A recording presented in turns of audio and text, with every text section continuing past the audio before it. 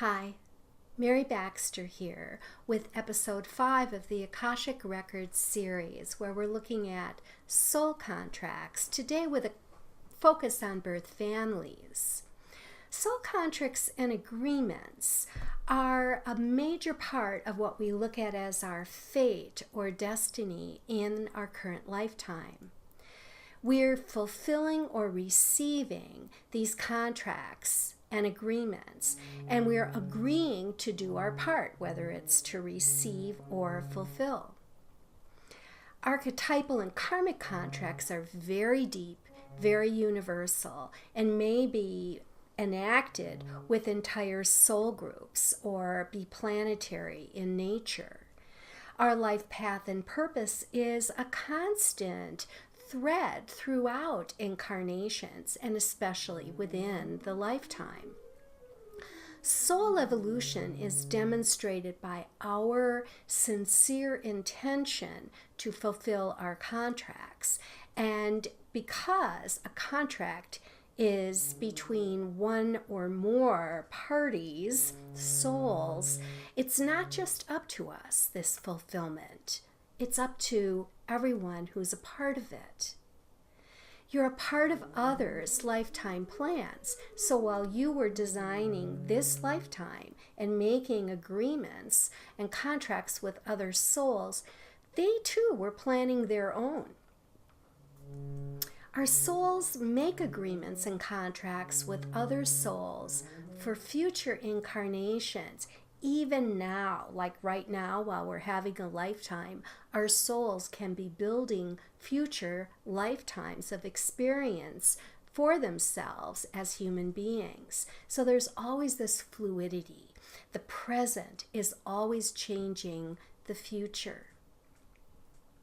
Soul integrity indicates, but does not dictate, whether we will fulfill as a human being what we've agreed to, or whether we will renege on our contracts and agreements that were made in the Devachan.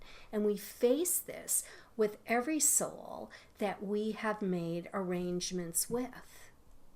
Human integrity is based on free choice and free will.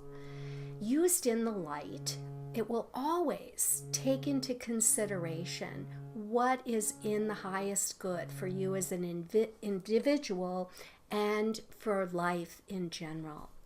Whereas out of integrity, free choice, free will is used selfishly for personal interests, and harm to others is allowed. So there will be a lot more detail on integrity and the level of integrity that we have as human beings, how to measure that, and for our souls. It's very interesting. Now, birth family contracts are so important because this is the foundation for the soul coming into the infant, totally vulnerable. We're often incarnating with members of our original soul group. There are a lot of soul groups that are incarnating on Earth that were not here originally, and we'll talk more about them in the future. Families may reincarnate together to work out issues from past incarnations, to offer support, or complete family destinies. We make these contracts with our parents, with children we'll have later in our lives, with our brothers, sisters, grandparents, and how we act within these other relationships, these birth family relationships, is our spiritual path. For example, like, do our parents parent us? Do they keep us safe? Do they nurture us and bring out our skills and abilities? Or do they completely cop out? I mean, you know what your own experience is. And so this is our spiritual path. Our greatest supporters and our greatest challengers are going to show up immediately within the birth family. Human roles can also change from lifetime to lifetime, and this means, yes, your parent could be your child in a different lifetime.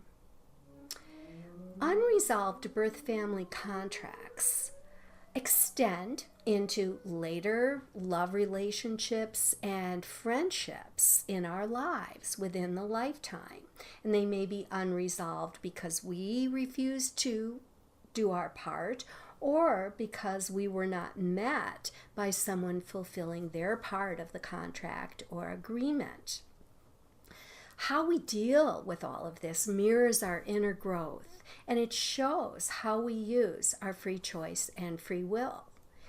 Resolved contracts, on the other hand, end a repetition of the same issues, either with the same soul or new people in this and other lifetimes. This gives us an opportunity for evolutionary growth instead of repeating the same thing. The present in a resolved contract will change the future. We get to move on and do something new. This demonstrates our integrity. Watch for episode 6 coming next week, where we're going to talk about soul contracts and love relationships, the relationships that evolve after we have been so dependent on our birth families.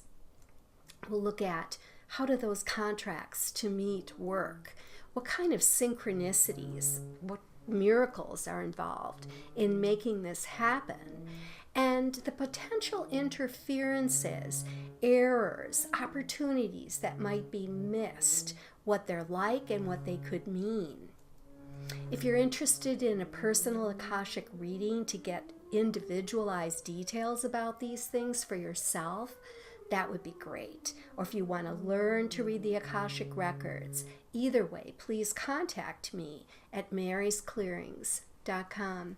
Thank you for watching, and I'll see you next week.